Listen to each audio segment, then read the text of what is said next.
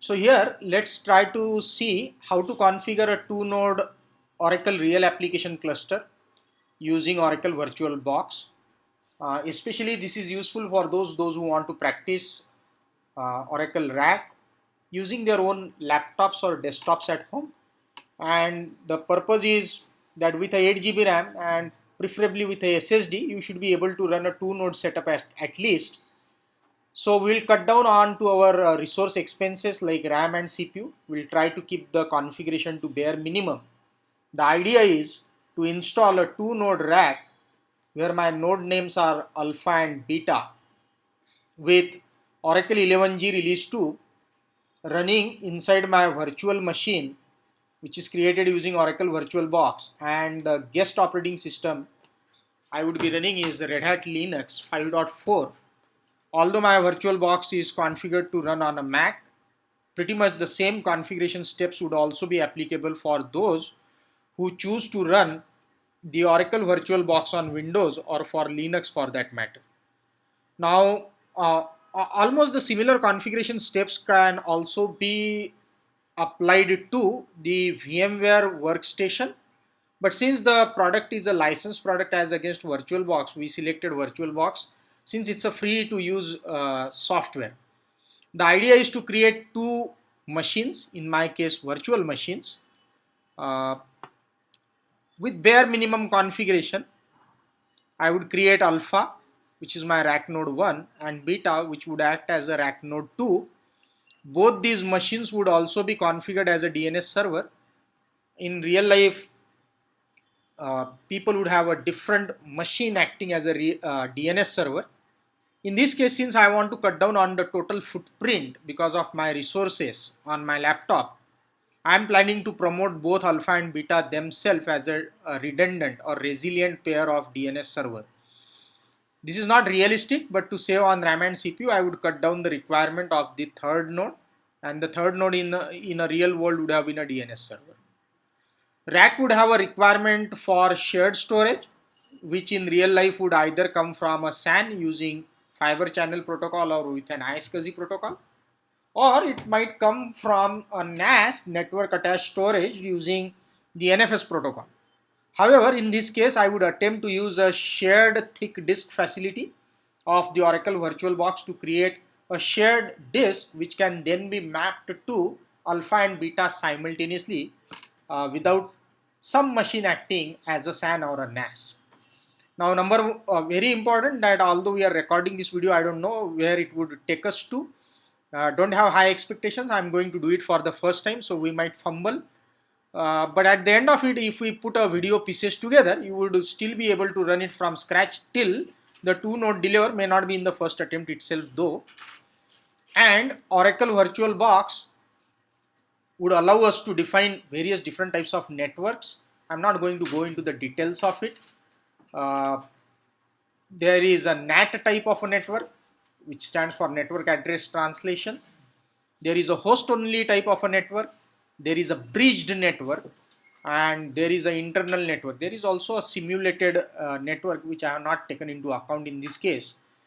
But from the four broad categories that we have here, I am planning to use for our rack node public network, which would use the VirtualBox's host only interface, and I am going to configure it with an IP address 172.168.192.x, subnet mask from class B. And for private network for our virtual machine alpha and beta, I will be using the internal interface of VirtualBox's virtual network using the IP address from class C subnet 192.168.190.x. Now, you can pick up any IP address scheme, and it is arbitrary to your own preferences. I selected this one to stand with the other racks that we have in our lab. Each of these machines would use disks of following type. So my alpha and beta machine would have a non-shared 50 GB thin provision disk, which I would use for OS, swap, and Oracle binaries. The partitions that I'm planning to create, I'm assuming this would be my first disk attached to that given virtual machine, In that case, my SDA1 would be my root partition of 12 GB for my OS installation. SDA2 would be my swap partition of 6 GB, and SDA3, which would be my remaining 50 GB space, 32 GB in this case, which I would use for hosting my Oracle grid infrastructure binaries and Oracle RDBMS home binaries, and this disk is not going to be shared. So my alpha and beta would have this 50 GB disk individually attached to them. Apart from this, since we are planning to have ASM, I would need a couple of shared disks, which I am going to create using VirtualBox shared virtual media, which must mandatorily be thick provisioned. You cannot create a shared media if the disks are thin provisioned. So in my case, I am going to create it as thick provision disk and later attach the same set of disks to alpha as well as to beta. I am assuming that once I attach those disks, my Linux virtual machine would detect it as second, third, fourth and fifth disk, namely /dev/sdb, sdc, sdd and sde. Each of these disks I am planning to create to keep the footprint to bare minimum, and since they are thick provisioned, I am not going to create any more than 3 GB, which for a demo purpose is more than sufficient. Each of these 3 disks would be 3 GB and would be consumed ultimately by my ASM when I create one or more disk groups from those shared disks. And here's the logical flow of it. How am I going to proceed from scratch to delivering a 2-node cluster configuration?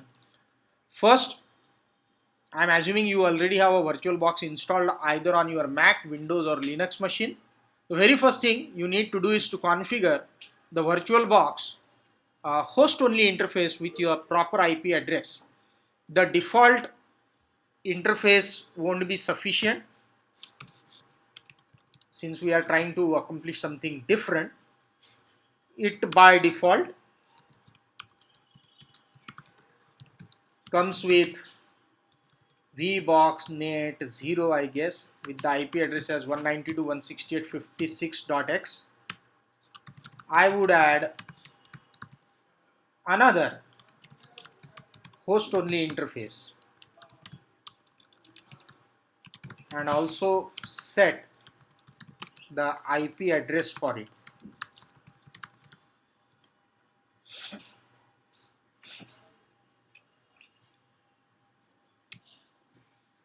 So here I am launching my VirtualBox. I already have a couple of machines there. I am defining a new machine. Oh, before I go to new machine, I would like to stick to my plan. I would go same step by step. The very first thing is to configure VirtualBox host only interface. So I am on the VirtualBox. You see there is a menu called as VirtualBox Preferences, and there is a menu icon Network. It allows me to define a NAT and a host only network. By default, I said there is a network called as VBoxNet 0. VBoxNet 0.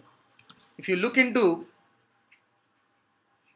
VBoxNet 0's configuration, it is by default configured with 192.168.56.1. I don't want to use this. I want to define my own network. I can always click on this one. Now it has given the name as VBoxNet 1. I would like to configure it with our IP addresses. I said in my case I would like to keep it as 172.168.190.100. This is the IP address for my VBoxNet 1, and the subnet mask is 0.0. It says, do you want it to be enabled as a DHCP server so that it can start distributing the IP addresses? I won't mind doing that. I said my server IP address is 0.100. The subnet mask is 0.0. The lowest IP that it can deliver is 1. The highest IP that my DHCP can deliver, say 254. I click on OK. And this would now act as my virtual interface for public purpose, public communication purpose on my machine. So add a interface that you would like to set for your public purpose that I have already done, and I added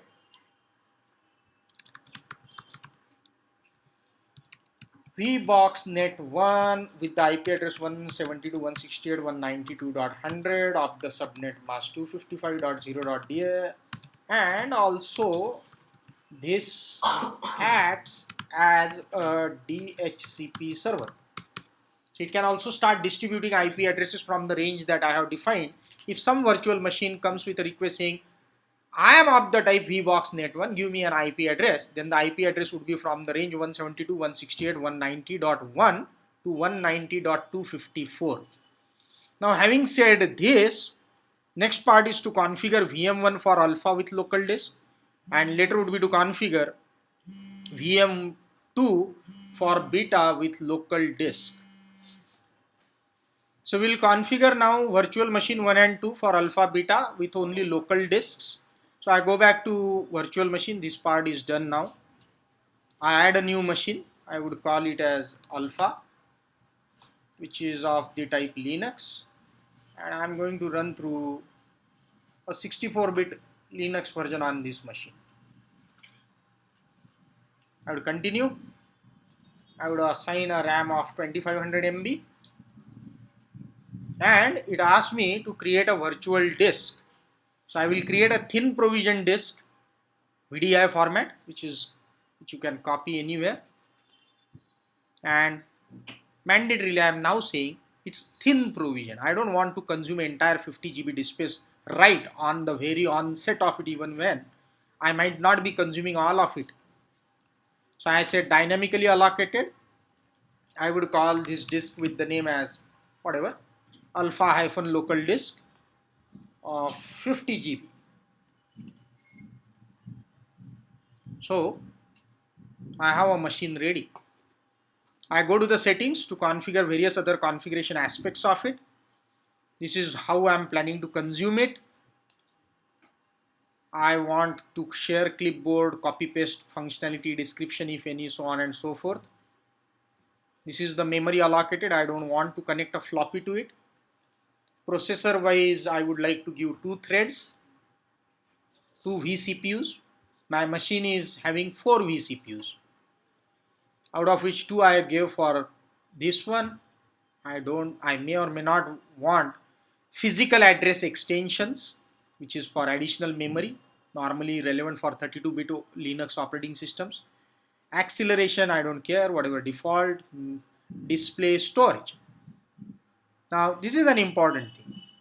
Now which OS version I would like to load it with is, here's my empty CD-ROM. I would load an appropriate version of Linux by ISO. Then my SATA controller, where my local disk is attached. I would use host caching to boost my performance. Means my host in my case is Mac OS Sierra. So the same RAM can be used for doing IO, caching the IO. What I said, I necessarily don't need any audio, network. Now this is where I need to select an appropriate network. By default it is always NAT. Now from here I said host only. And in host only also I have 2, out of which I will select VBoxNet1. And my machine should be, IP address should be pingable. So I configured it in a promiscuous mode. So everyone can ping to that IP address from my host machine to the guest.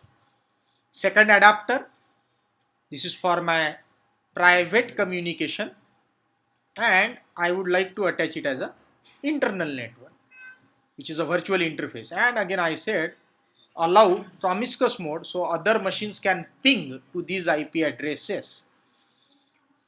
I don't want to configure ports, and shared folders if any I can configure. Shared folder allows me to share my host folder with the guests. I would add one just in case. In my case, it is my home directory which I would like to add. I would like to auto mount it, not as read only though. And that's pretty much. So my alpha machine is ready. Remember, I never configured it with shared disk so far. I would configure on the similar lines beta machine of the type Linux, of the type 64-bit, of 2500 RAM, creating a virtual disk, VDI format, thin provision, 50 GB, calling the name of the file as beta-local. This is just to tell me when I look at the files at my host, what file is what. I go to similar way settings. There's hardly anything that we do here. We go to system. I don't need floppy. I go to processor. I give remaining 2 threads to this one. Display, hardly we do go and anything. Later I would attach it with some ISO image. As of now I just want to enable the host IO caching. I don't want audio. My first NIC has to be host only, VBox net, and I configure it to allow. Probing. I go to enable network adapter. I use it as internal, and then I allow with shared folders. Since if I want to share some software, my home folder on my Mac as the shared folder. That's it. So my other machine is also ready. What we don't have is none of these machines have a shared disk as of now. So we configured each machine with 2 NICs with whatsoever other settings.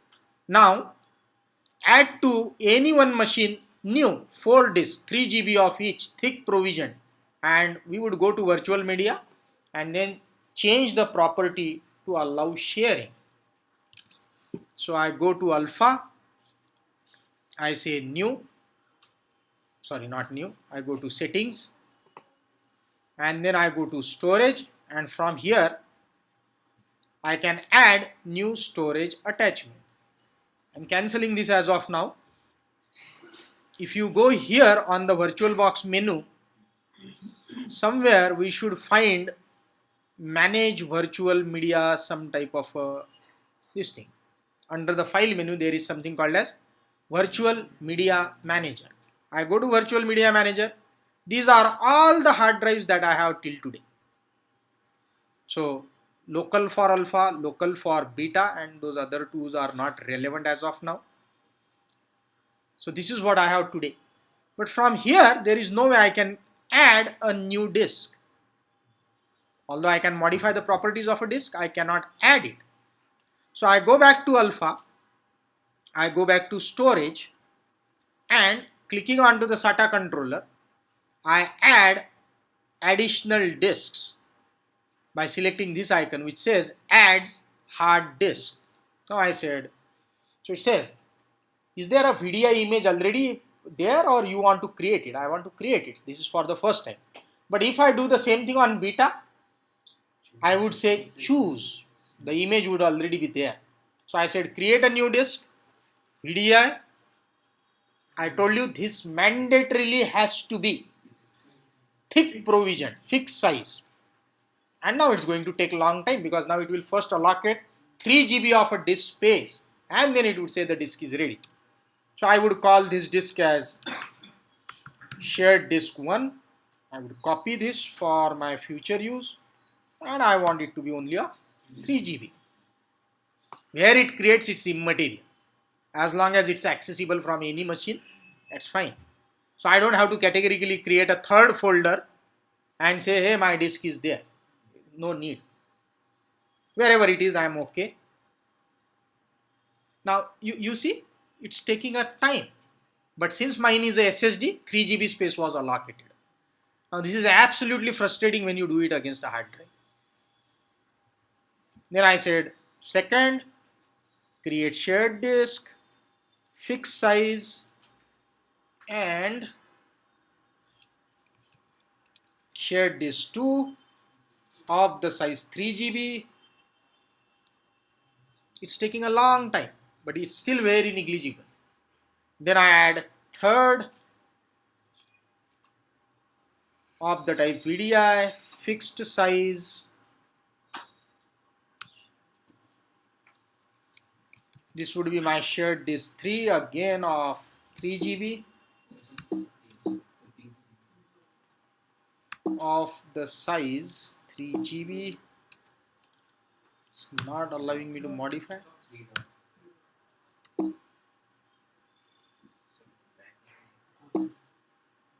It's not allowing me to type.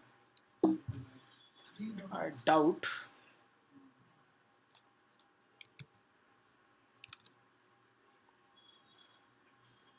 Oh, it dumped. Oh, that's why I was wondering as to why it's not responding. Nonetheless, I will restart it. I would reopen it. Anyways, let's see if those two disks were added. Oh, none of it was added. That's where it dumped. Nonetheless, let's add it from here.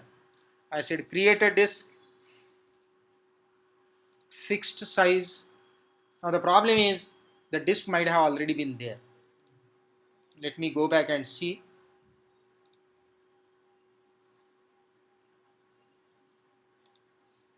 I'm saying choose an existing disk, and in my home folder there would be VirtualBox VMs, there would be alpha, and thank God it is there. Shared disk 1. I would add shared disk 2. Now I would create the third one. It's fixed size.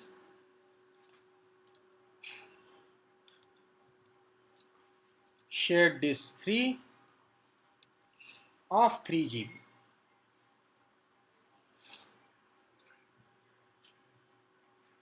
And then the last one.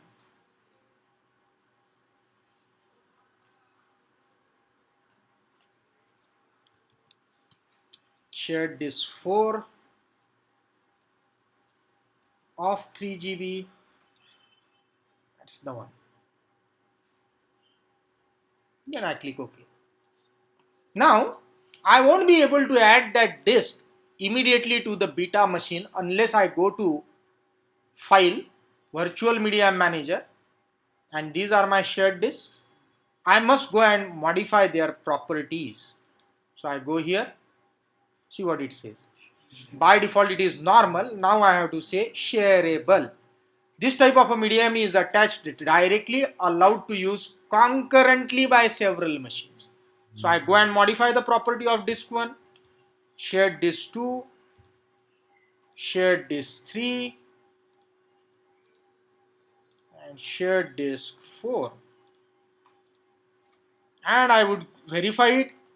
This is shareable, shareable, shareable, shareable. Okay. Now I click OK, come back to beta machine, go to the settings, jump onto the storage, click my SATA controller, add a disk. Now I am going to say choose an existing disk. But every time I will have to mention from the alpha folder now. Disk 1, disk 2, disk 3, and disk 4. I click OK. Now my machine is ready for installation. Now you know now why I don't need a SAN or NAS? Because I already have a VirtualBox facility which allows me to share the disk with more than one machines. I would put a small pause on this video because I don't have the ISO. I will get that ISO copied first and then we'll resume the video. Now that we have these machines and each machine is configured with public and private interface, and we also have shared the disk across those VMs. Next one is to attach the ISO and begin the installation into the virtual machine. So I get back to my VirtualBox. I go to the settings of Alpha machine, jump onto storage. There is an empty ISO device as of now. And then I say choose a virtual media, which is in my home folder. And this is the image that I would like to attach, which is RHEL 5.4 x8664 DVD ISO. I have attached it. I click OK. I start it. I would trigger the installation.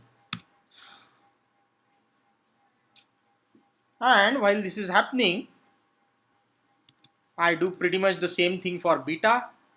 I go to storage, I go to empty CD-ROM, I go and choose this one, I click OK, and then I say start, let it also go through parallel.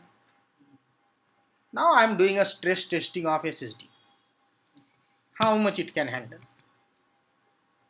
Now while this is going on, here I am on to alpha, here I am on to beta. Now I don't want to perform a media test, I skipped it.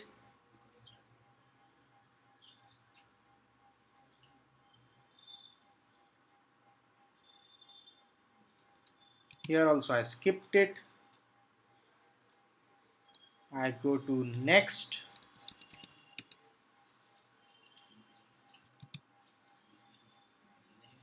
English as my language, US English as my keyboard style, and some CD key, which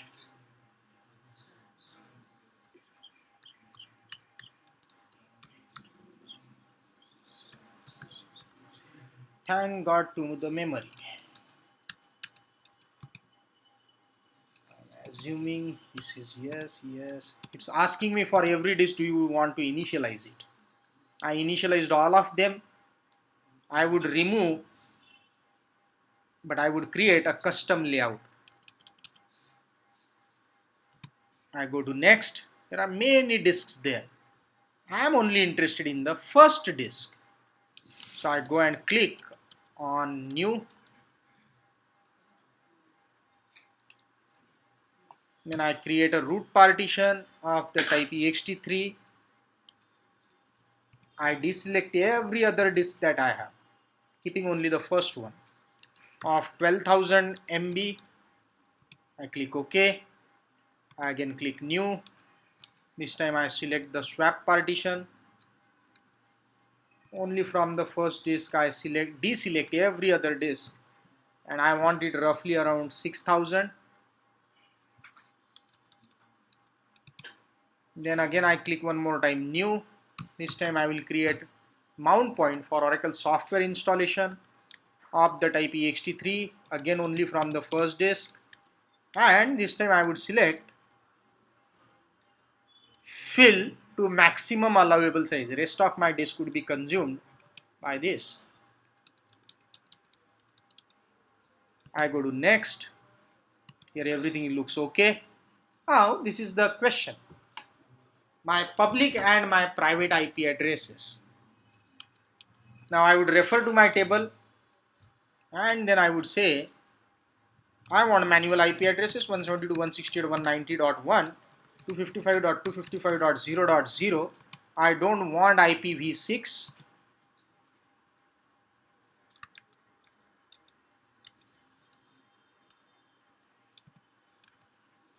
I want to edit this as well. I want 192.168.190.1, 255.255.255.0 referring to my IP addresses chart. Clicked OK. Name of my machine is alpha.oracleexpert.com, and my gateway is the VBox net 1 IP that we assigned. 100. And now my DNS server. Later I would add my DNS server. This machine will act as a primary DNS. The beta machine would act as a secondary DNS. So I will mention 172.168.190.1, 172.168.190.2. So 1 is my alpha, 2 is my beta. So I said this is my primary DNS, this is my secondary DNS. Beta I would do exactly opposite. Beta I will use as a primary DNS, alpha I would use as a secondary DNS. So at the max we can have 2 DNS, primary and yeah, you can have many DNSs. Then I am located in India. Now locating it from this drop down list without mouse is quite going to be a difficult task. I landed up somewhere in China, Mongolia, now I'm in India. Next, you know what I typed, so no need to record it. I do not want virtualization. I want software development. I don't want virtualization. I want web server. and I want to immediately customize it, and then I want everything.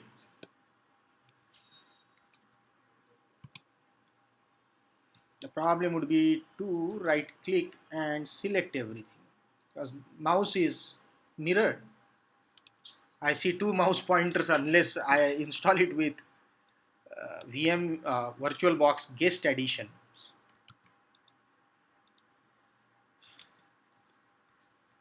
Not bad.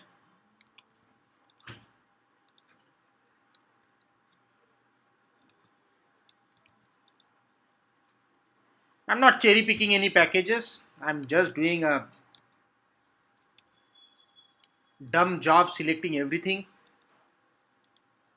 except for virtualization and languages. So nothing from virtualization, nothing from languages. I said next, it will resolve the dependencies and the installation would go through.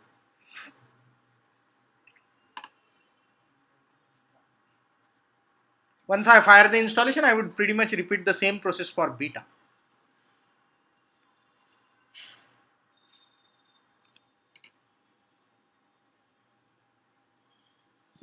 And here you go. Here I am on beta. Said next, English, US English keyboard style 123456 E9000 I would like to initialize it, and I said create custom layout. I said next. I click on new. I click on root. I don't want it on every other disk. It's of 12,000 MB. I again say new. I said it's swap, and we kept it as 6,000. Then I click on new. I said U002 for my Oracle software installation. I don't want any other disk, and then I would like to use fill to maximum allowable size. Once we have this in place, I go to next. Grub is okay. Again, IP addresses. I clicked on edit. I want manual IP addresses 172.168.190.2, 255, 255.00. I don't want IPv6. I want the second one to be enabled as well with manual IP addresses 255, 255, 255 and 0. I don't want IPv6.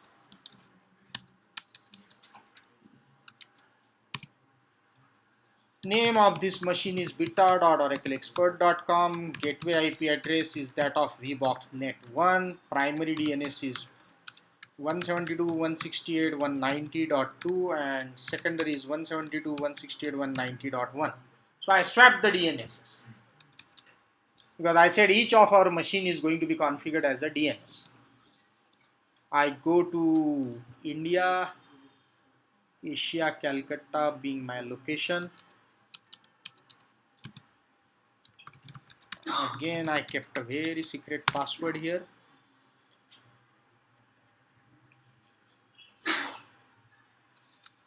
I go to software development, no virtualization, web server, and customize now. I would pretty much repeat the same thing.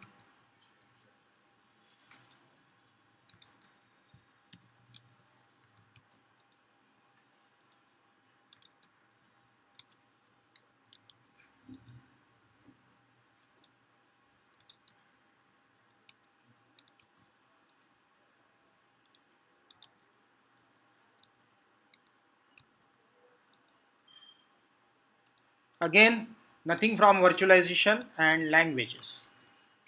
Go to the next screen. It would resolve the dependencies across the packages. It will show me an install button, and that's it from there.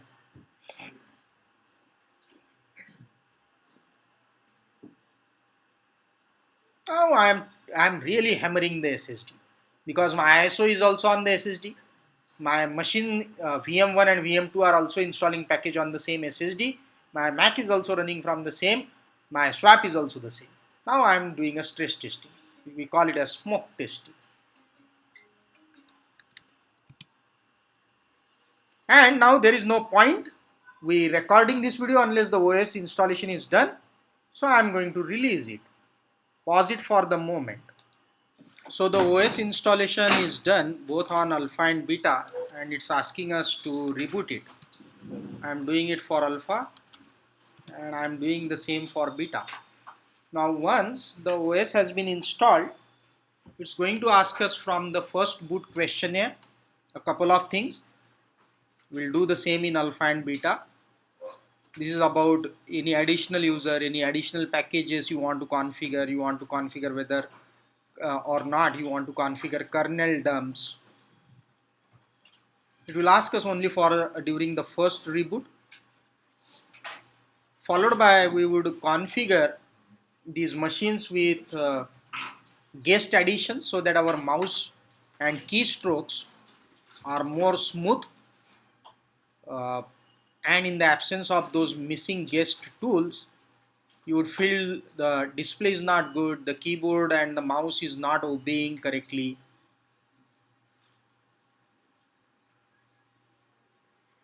So both alpha and beta starting now.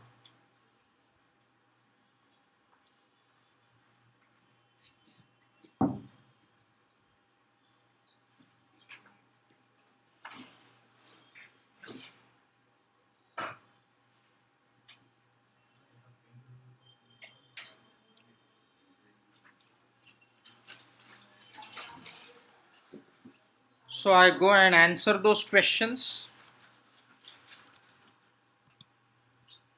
I agree with the license agreement. I do not want the firewall to be enabled.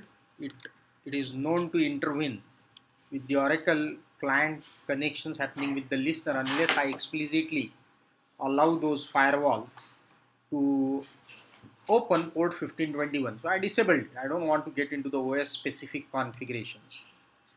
And I want to disable security enhanced Linux feature. I don't want to enable kernel dumps.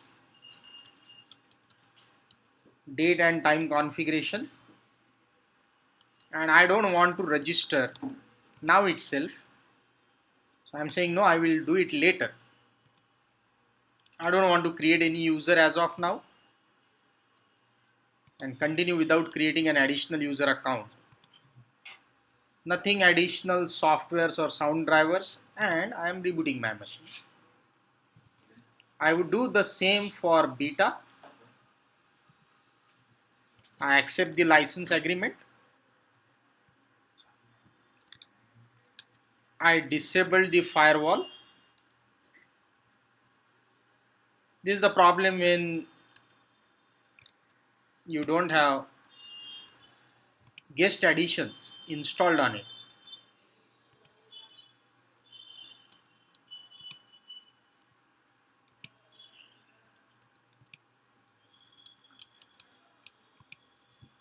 Date and time settings. I don't prefer to register now, I will do it later.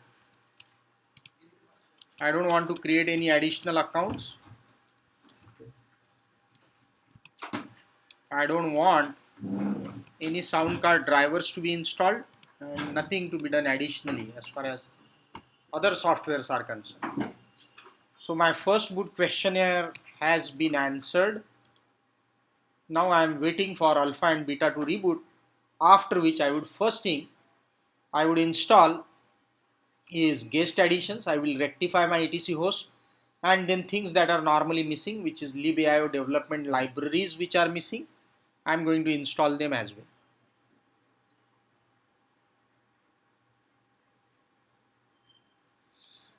Here I am on to alpha. The very first thing I would like to do is to install my machine with guest additions, which is nothing but similar to what we call in VMware world as VMware tools.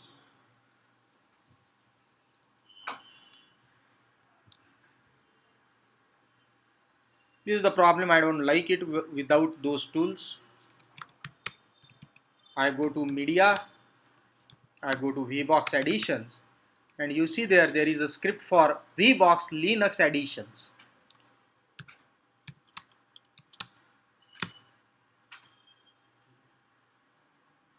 It says bad interpreter. Let's try to run auto run. Same here.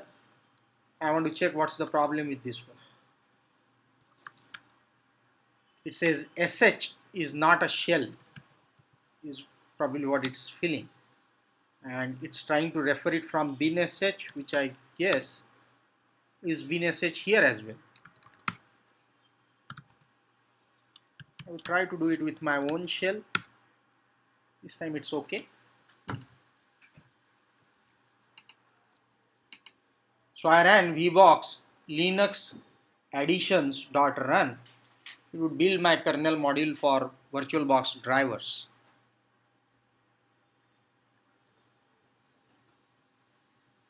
I would do the same thing parallelly into the beta machine.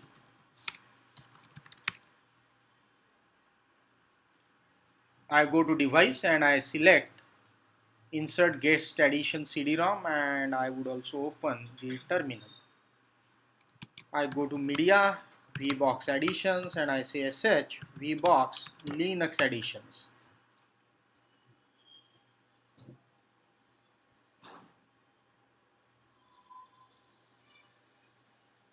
I hope at least my mouse will move freely now within the window once they are activated.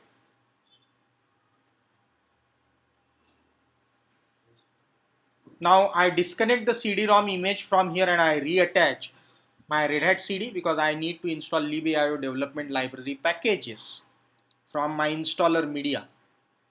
It says you are already using it, so I need to get out of that directory first.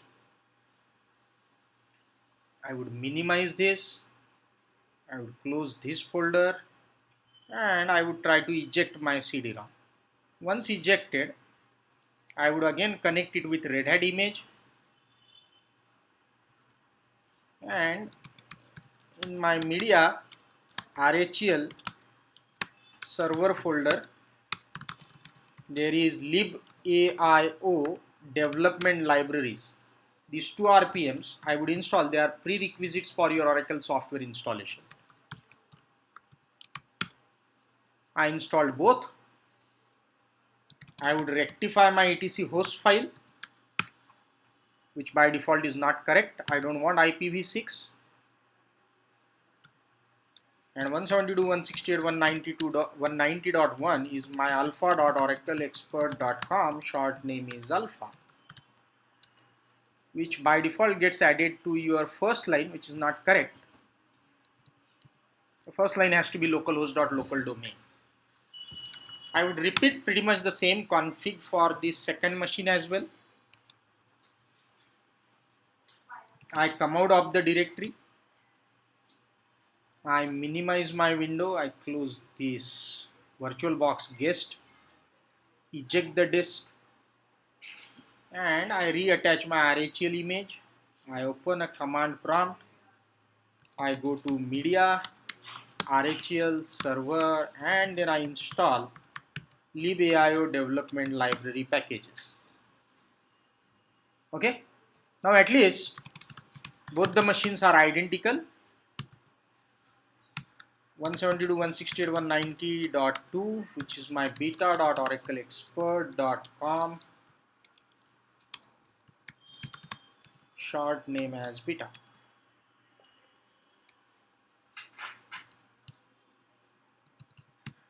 Both my machines are corrected.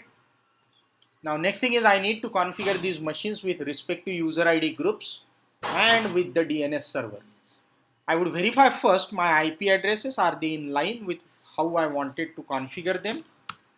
So I said if config eth 0, this is 172.168.190.2, and my private interconnect 192.168.190.2. This is for beta. I would check pretty much the same thing for alpha. 192.168.190.1 and my private IP address 192.168.190.1, I would check whether they can publicly as well as privately ping each other. So I would ping 172.168.190.2 pinging beta from alpha's public IP address, which it is working, and doing the same for private IP addresses. So my network is quite reachable. Do the same test. It's not required, right, from the other machine. As long as I'm happy that it can be pinged through, it's fine. I would add necessary users and groups and replicate the same command onto the other machine. So I would say group add o install, group add dba, group add operator. I would say user add -g primary group as o install, secondary groups as db and operator. My username is Oracle. Then I set the password for Oracle user and I replicate everything the same way on this machine. I said group add o install, group add dba, group add operator. I said user add -g o install, the secondary groups as db and operator. The username is Oracle, followed by setting a password for Oracle user. Okay. Next thing is configuring the machine with the DNS software. I told you to cut short the requirement to host a third machine as a DNS server. We have decided to choose our alpha and beta machines themselves as their own DNS servers. And one would act as primary, the second would act as a resilient DNS server. I minimize this configuration, I close all unwanted windows that I don't need for the moment, and then I should be able to connect to my alphas and betas using a command prompt. So I said SSH. This helps me quickly copy paste the configuration setting, nothing else.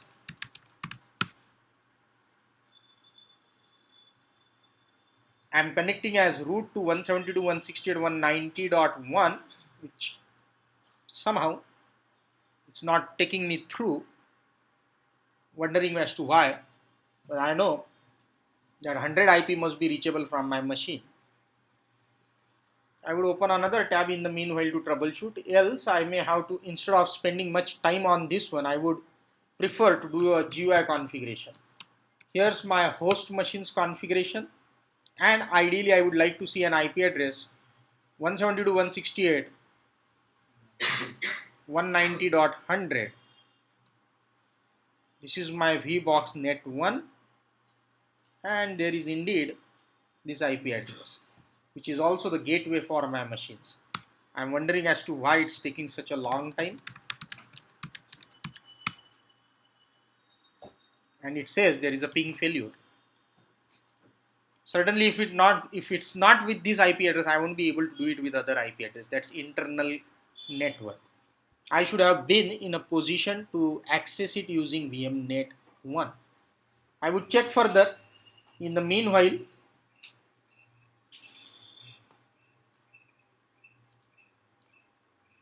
let me try to reboot these machines once, because my mouse is still not very good.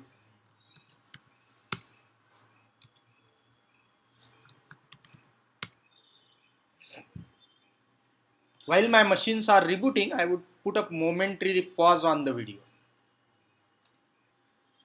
Now, to be able to connect to your machines, the problem that I have got is my physical interfaces on my host Mac OS also happens to have the same subnet mask as my host only network configuration of my virtual machines.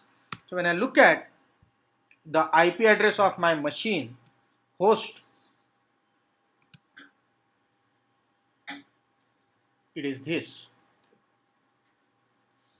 which also happens to be in the same broadcast network as my virtual machine's host only interface. This is why it's, when I say connect to my virtual machine's public IP address, it tries to route the traffic via my EN4 to the outside world. and not internally within my machine. To overcome this problem momentarily, since I want to do a lot of copy paste of configurations, I would edit each of my machines and would add third NIC temporarily.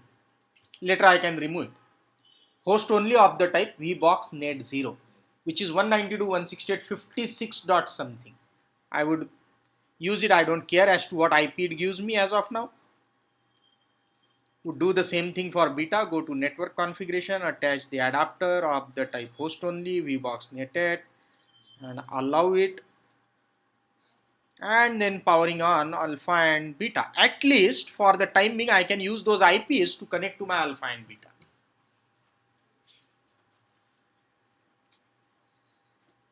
First of all, I will have to log on to the GUI to ensure what IP address I got. But one thing is for sure, the IP I will get for the third interface ETH2 would be 192.168.56 dot something.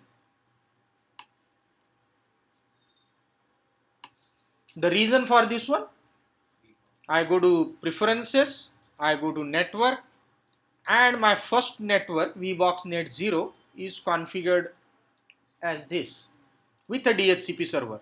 So the first IP address I am expecting to get is anywhere between the range 101 and 254 to alpha, and the same range IP also would be for beta, although each one of them is going to get a unique IP address.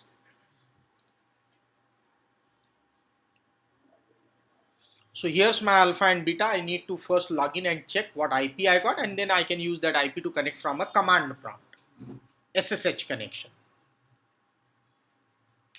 This is just momentarily I added because I want to do a lot of copy paste.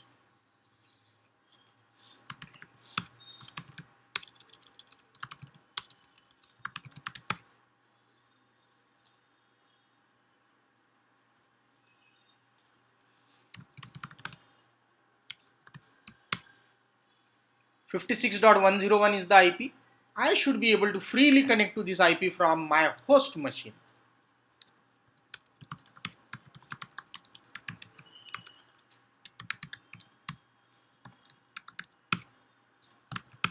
This is what I wanted. Now I am on to alpha using the third interface of that machine.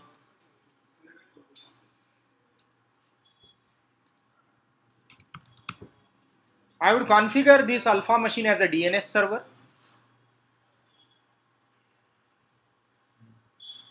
I would log on to beta as well.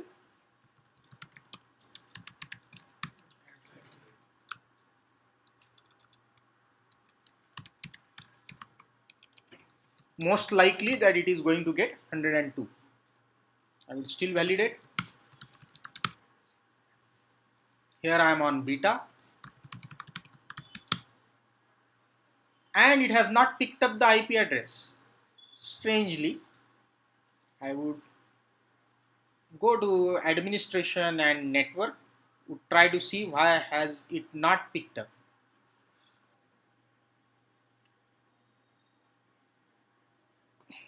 To my network, it says it's inactive for whatsoever reason. I said automatically activate this IP. Okay, activate. I expect it to get a IP address from DHCP if all was well. It's still trying the DHCP, which for some reasons it's not allocating an IP or it's taking time. I go to my network settings to determine have I added host this thing and with allow all. So it all looks okay to me. For whatever reasons, it's still not getting an IP address from the DHCP server. If not, I can always statically configure it. I know I have selected a correct NIC. For whatsoever reason, the DHCP is still not responding.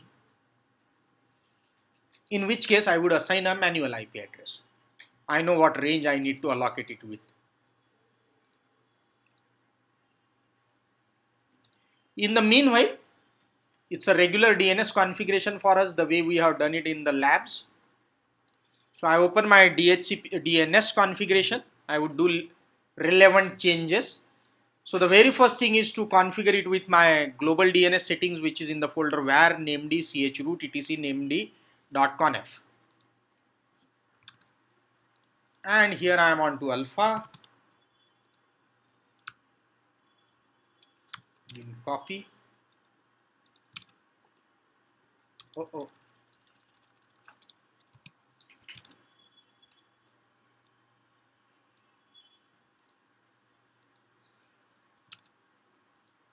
I'm expecting it to paste. Okay, good. I copied my global DNS settings in my file. I'm going to change relevant aspects of it at a later time. What is the problem? I don't know why is it selecting this. It's because of this.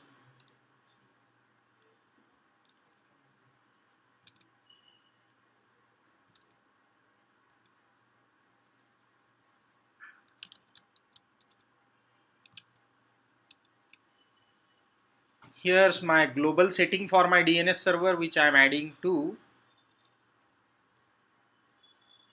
alpha. Still the same.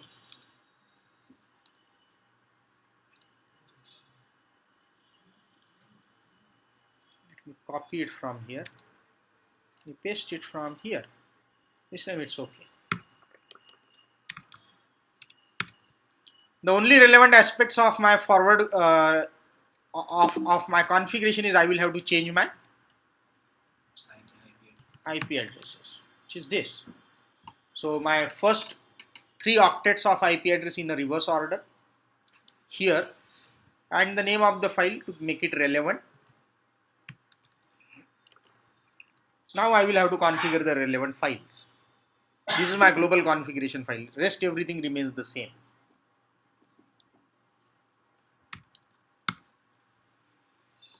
So I go to my forward lookup file.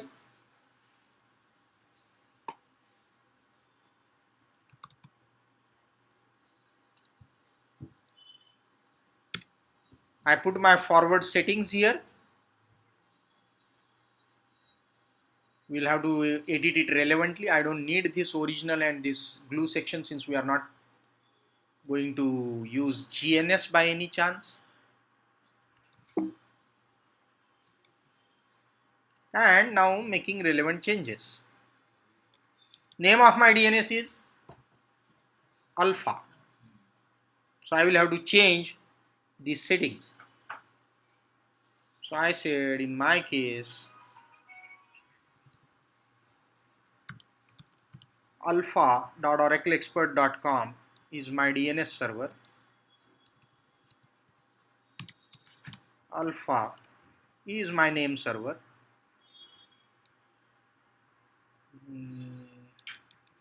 The record for alpha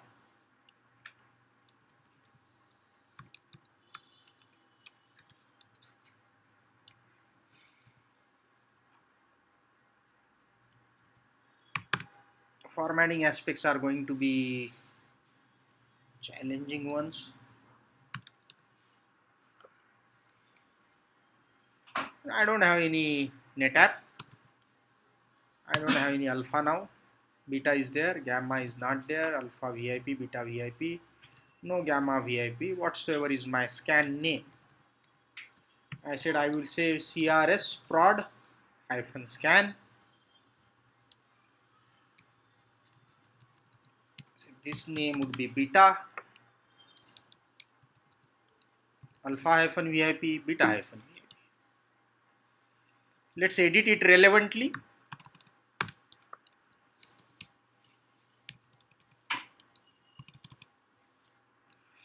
Here's my alpha, here's my beta, here's my alpha hyphen VIP, which we said would be 3, and here's my beta hyphen VIP, which we said would be 4, and then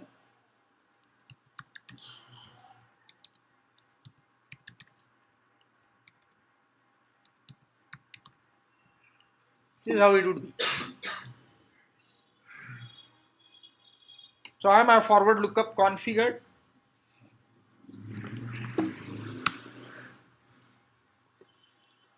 I'm going to my reverse lookup.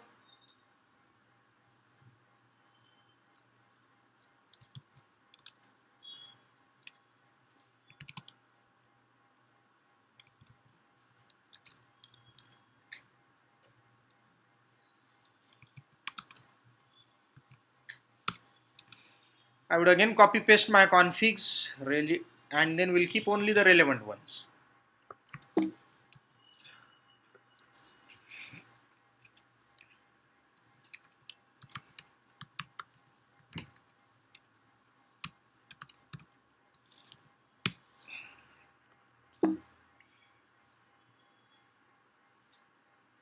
This is not there.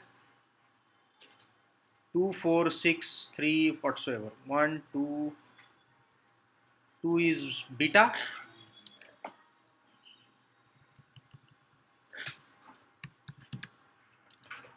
3 is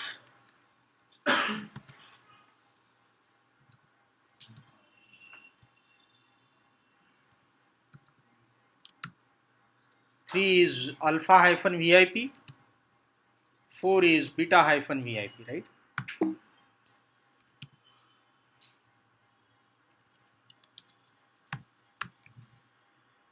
Looks okay now. So this is my reverse lookup file.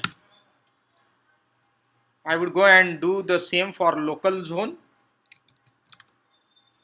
The forward lookup. There's no change here.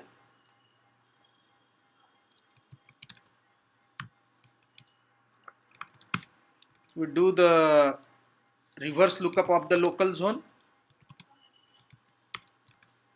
There's no change here as well.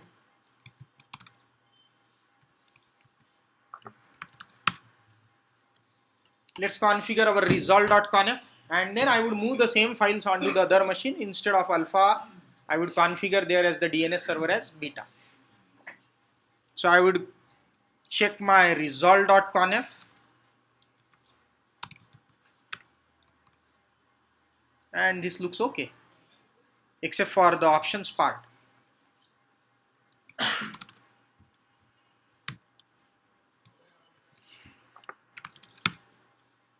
I would start the named service and if all of the configuration was okay, everything will work fine. I said ns lookup as the test and I said crs prod -scan. It indeed gives me all the IP addresses. Now pretty much the same things I would have to do it on to beta. But we are stuck on to beta. It was unable to get an IP address. Never mind. I would edit it. I would assign 192.168.56.102 subnet mask as this. No gateway. Or even if I give a gateway, who cares? 56.100. 100 was the gateway? I don't know. I will go to VBox, preferences, network, host only, edit 56.1. I said okay. I said activate. It says activating. That's fine. Here now I am on to beta. I hope it all goes well. Anyways, I just need to copy the config files and do relevant additions.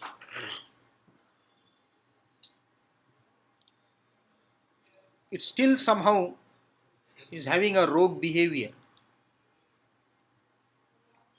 Adapter 1, adapter 2 and adapter 3. This perfectly looks okay to me.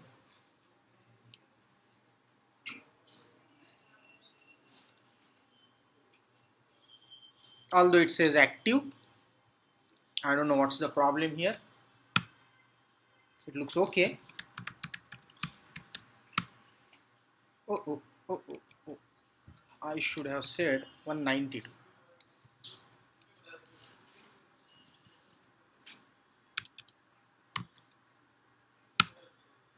and this is the problem, it's not able to ping it for whatsoever reasons. Nevertheless, let's copy these config files from alpha to beta. The very first file was global configuration file, and I can always ping the public IP address, so I would copy it. I said copy this file to root at beta as this file. This one is gone, and then under whatsoever files are under var, named, everything of it. So I would say scp all of them from here to all of them from till here.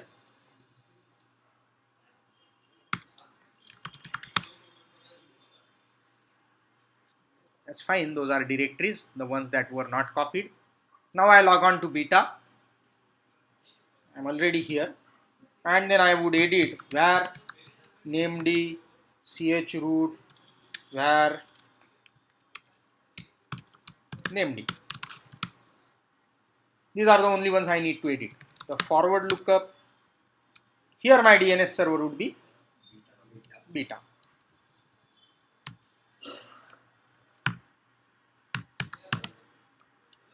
Rest everything else remains the same. Here it would be start of authority as beta. Rest everything remains the same. I would edit my 172 reverse zone. I said it's on beta. What happened? I said it's on beta. I said start of my authority is beta. Rest everything else remains the same. No change in the IP address. Last thing, I would copy my etc resolve.conf to root at 172.168.190.2 etc resolve.conf. Small change on beta.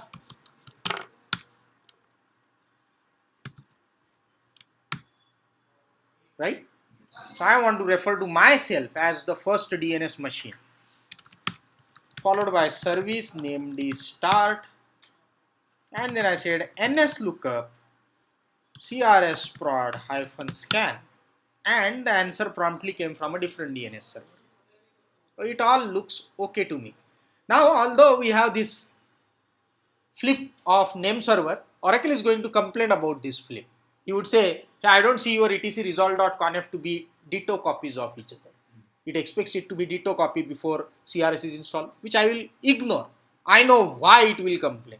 Because alpha says I am the DNS, beta says I am the DNS, although the failover servers are each other. That's fine. Now, having done this, we'll ensure that my service starts every time. So I said chk config named on. I do the same thing, chk config named on. I want my service to be up and running all the time, every time my machine reboots. Quickly validate that you are able to see all the disks, especially the shared ones. So I can see SDB, CD and E, and I can see B, C, D and E. So shared disks are visible.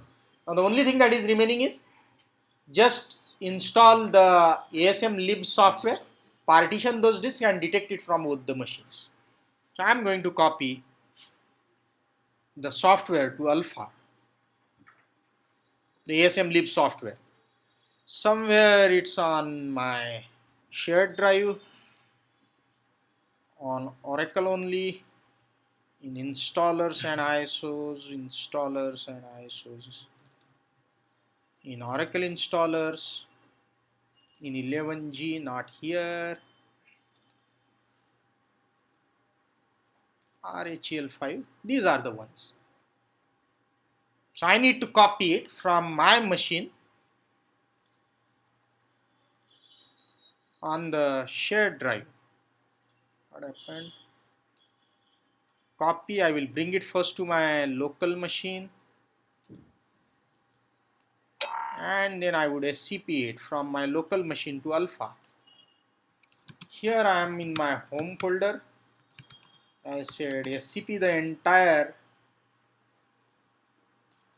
ASM libraries to root at 192.168.56.101 under root folder. And once I am on alpha, I go to RHEL,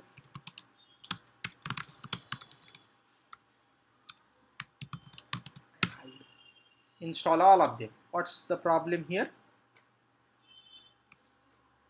Oh,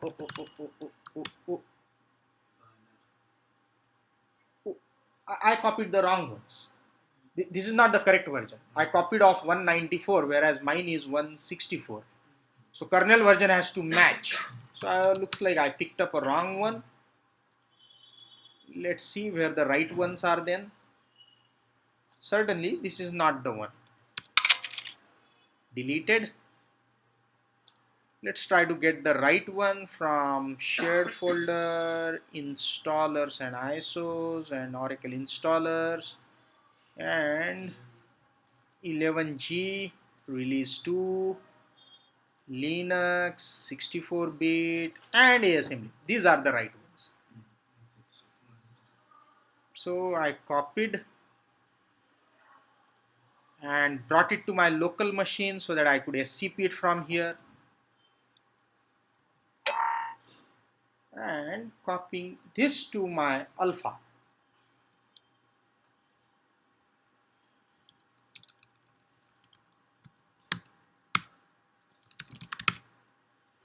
Here I go to ASM lib folder. These are the ones that I need. And then I install all of them. I would copy the same folder to beta.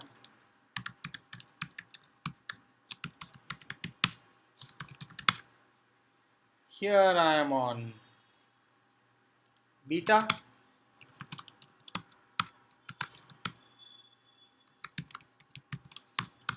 And I would install all of them. Done. Now I am going to partition SDB, SDC, SDD, SDE with one partition each. So I said fdisk /dev/sdb. This is my shared disk number 1. I said new partition, primary partition number 1, starting ending cylinder number, save and quit.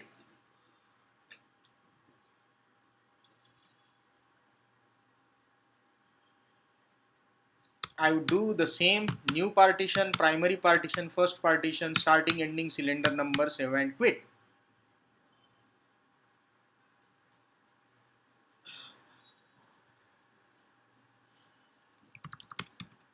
I would do it for the third disk, new partition, primary partition, first partition, starting ending cylinder number, save and quit.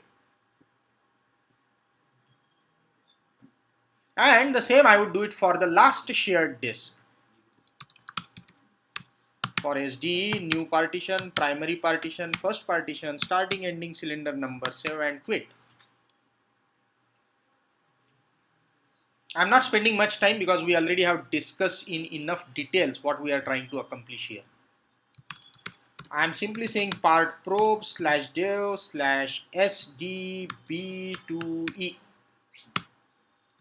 and then I look for my devices from /dev /sdb2e /star, and you can see 11111, the first partition. I go to beta. I said part probe /dev /sdb2e, all of them. Then I said ls-l /dev /sdb2e /star, and those devices were detected, partitions were detected. Next thing is to configure ASM lib. I said etc init.d Oracle ASM configure. It says who is the owner. I said Oracle of the group O install. I want it to be loaded on boot time and I want to scan all the disks. I would do the same thing on beta, etc init.d oracle asm configure.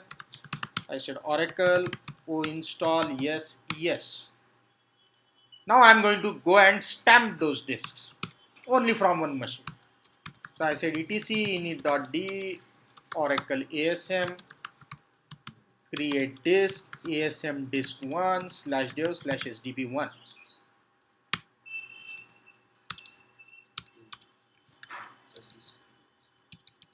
Disk 2, disk 3, disk 4, followed by etc scan disks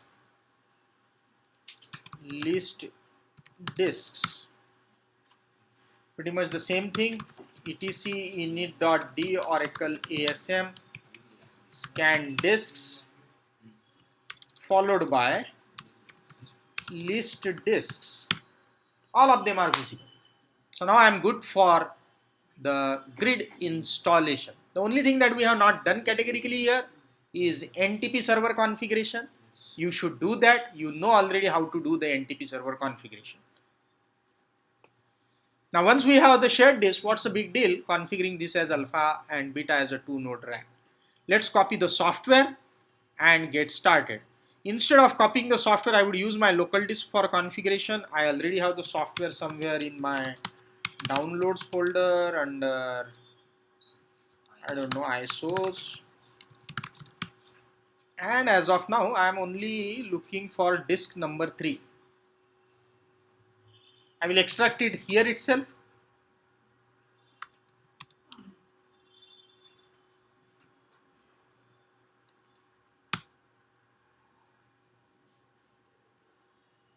This should give me grid folder. And then once I have grid, I am having this as a shared folder configured in my machine. See here. So I can access the shared folders from within alpha and beta. Prior to doing that, I must configure passwordless SSH access between Oracle user. So I'm here as Oracle user. I said SSH key gen -trsa. I must do the same here.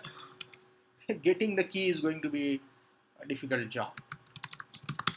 I said SSH -key gen -trsa. I go to .ssh.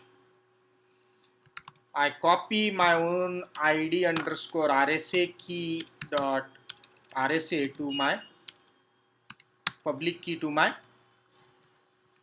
authorized keys. I copy my authorized keys to alpha.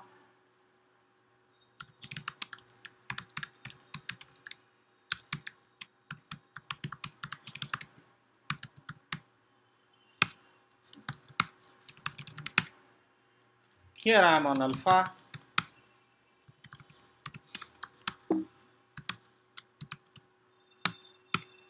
I appended my own key to authorized keys. So now both the keys are present. I will copy it back.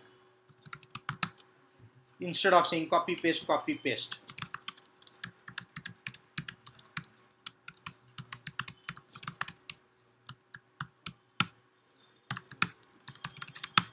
Now the keys are in sync. I said SSH alpha host name. Next time no password. I said SSH beta host name. Next time no password. Doing the same from here to there. I said SSH beta host name. Next time no password. SSH alpha host name. Next time no password. Hardly takes 30 seconds. Now my software is extracted. There's a grid folder here. I go on to alpha. My display has been globally granted. I go to Oracle, I go to media, SF, downloads,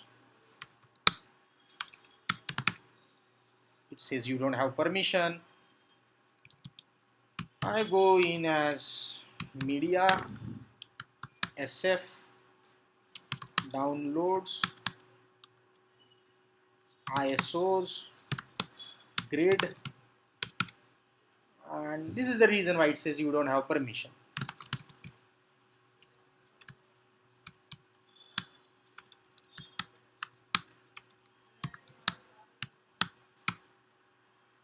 This was the reason. Only root can do that.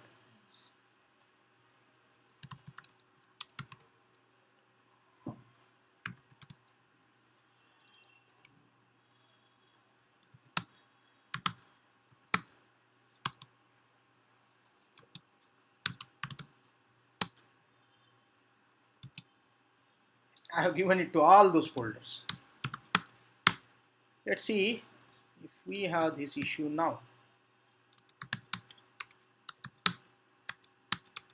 Still seems to,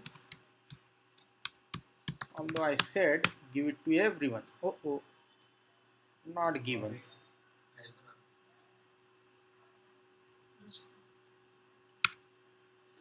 Oh, it's still not allowing me. I don't want to chown to, that will screw up the permissions of my files on my host machine. Nevertheless, all waste. What I would do,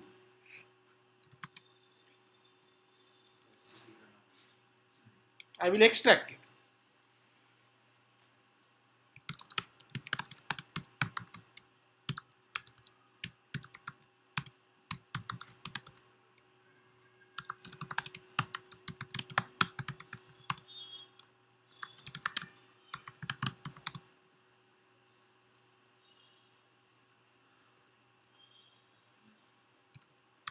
I'm already there. I said unzip -qn the third CD here to here. Let it extract.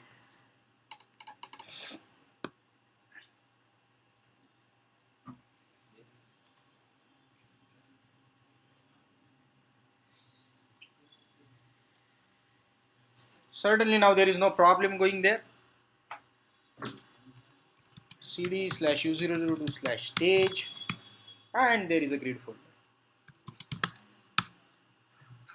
You can always run cluster pre-verification checks. I know a lot of things are going to fail because we never modified kernel parameters, NTP, everything has been disregarded by us.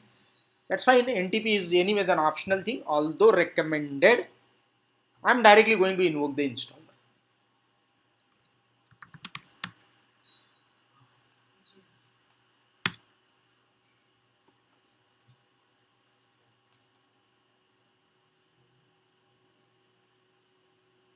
Here's my alpha machine. I said skip all the software updates, install grid infrastructure for cluster advanced installation, and language as English. CRS prod is the name of my cluster.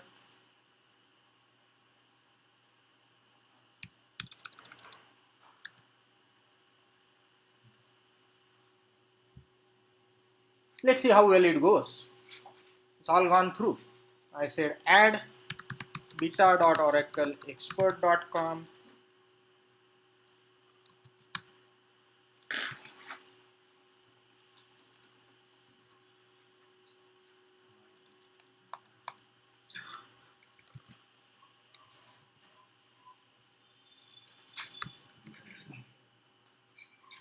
Looks okay.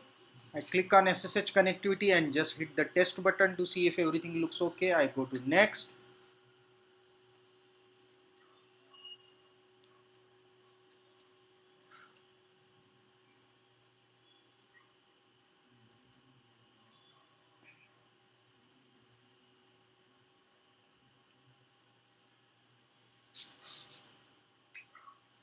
I says ETH0 is my public, ETH1 is my private, and it says ETH2 do not use. We are not supposed to use the third one.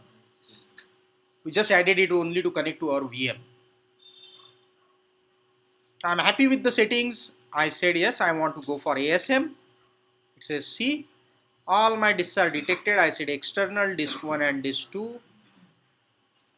Or all of them, you know what I'm going to type here. And you also know that it's not happy about my passwords. I say DBA install and ASM operator whosoever, don't care really.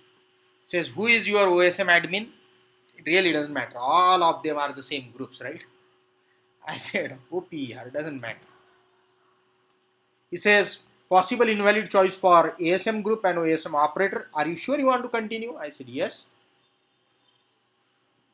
I said /u002 app oracle /u002 grid.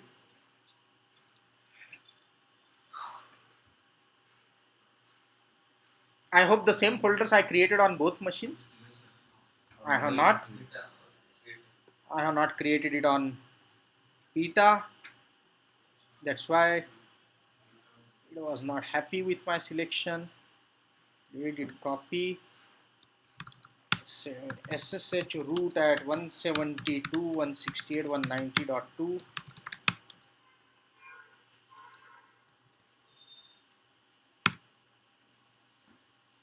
And then I said this. I hope it never else now.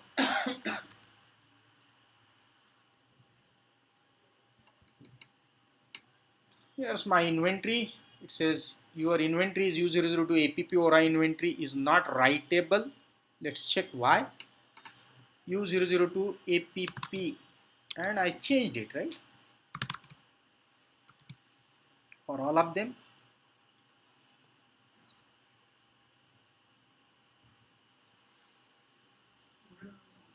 Oh no, my problem. I didn't include app directory there in the change ownership. That's why this was for beta and then this is for alpha. I hope it has no issues now. Lot of things are going to fail, we know, especially the things which are related to your DNS setup. No, not DNS, your NTP setup. DNS is already there in place. It will still complain about resolve.conf not being the same. Some other things might fail. Let's see. We'll take a lazy DB route. We'll ask them to fix it. Some of it would be fixable. NTP is not fixable. You need to manually hand edit it. We are not going to do that. You know already how to do it. I'm not going to spend a lot of time on doing the same thing. Lot of things failed. I said fix and check again. It says okay. I'm going to run through this on alpha. And I'm going to run through this on beta. And then I come back and say okay. Let's see how many things failed now.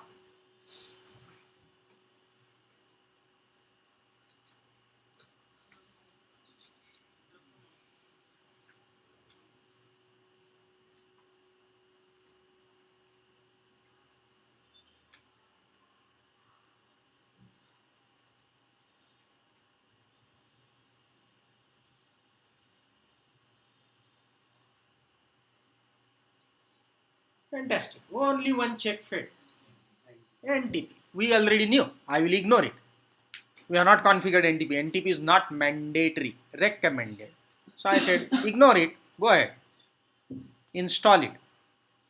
Now certainly nobody would love to see this going from here to here. Let's pause it. Back to here. It has copied the software. Time to run root ora inst root.sh and root.sh. Here I am on to alpha. I pasted it. Here I am on beta. I pasted it. Here I am not on beta. Or am I? Oh, I am there. Yes.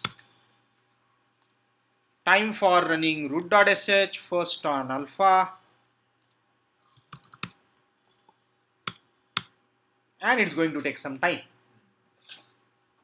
Then I'm going to run through the same root.sh on beta, and hopefully this script doesn't fail for anything. And then we would have 2 node ASM configured. Now again, as I said, there's no point We already have seen it in much details as to what it does. I am going to put a pause. So now you can see that root.sh was successful both on alpha and beta. I get back to my wizard. I click OK.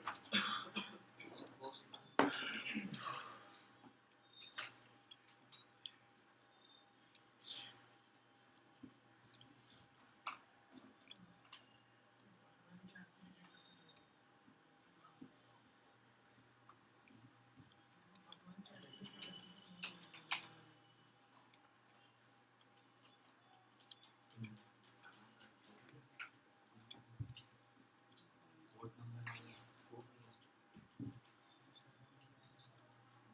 Zero. Right. CPU.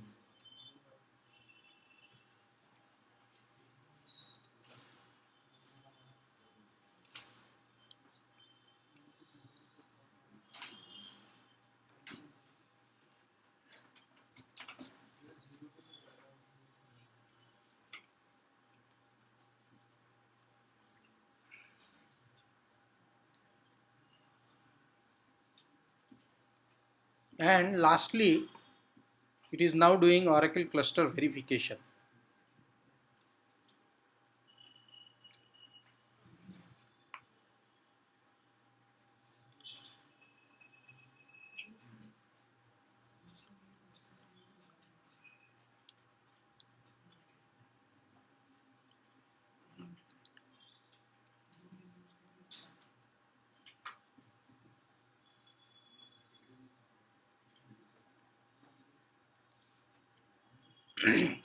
While it is still doing that, let's see, some of those cluster verifications might have failed, which we know not all of them are going to pass. You can always go through the details as to see what has passed.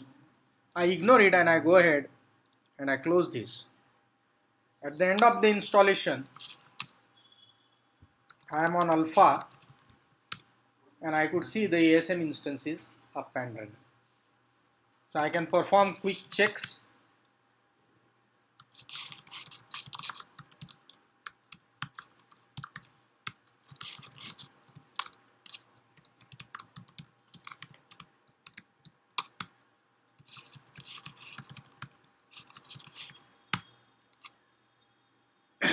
And you can see out of my 3 scan IPs, 2 of them are on alpha, 1 of them is on beta. So 2 scan listeners are running on alpha and 1 of them is on beta. Virtual IPs of alpha and beta are respectively on alpha and beta, and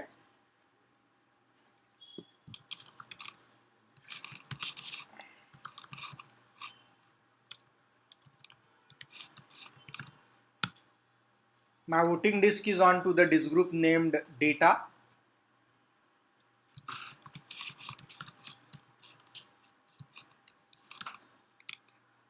And my Oracle cluster registry is also onto the disk group named data, followed by regular DB installation now. I think this part is good enough for us to come to a level that yes, 2 machines can be configured in a cluster using Oracle VirtualBox. The next part would be obviously to install RDBMS and to create a database. So I will put a stop on this video. The primary objective was to see how without using a third machine those disks could be shared and how those machines could be configured, virtual machines could be configured in a 2-node cluster.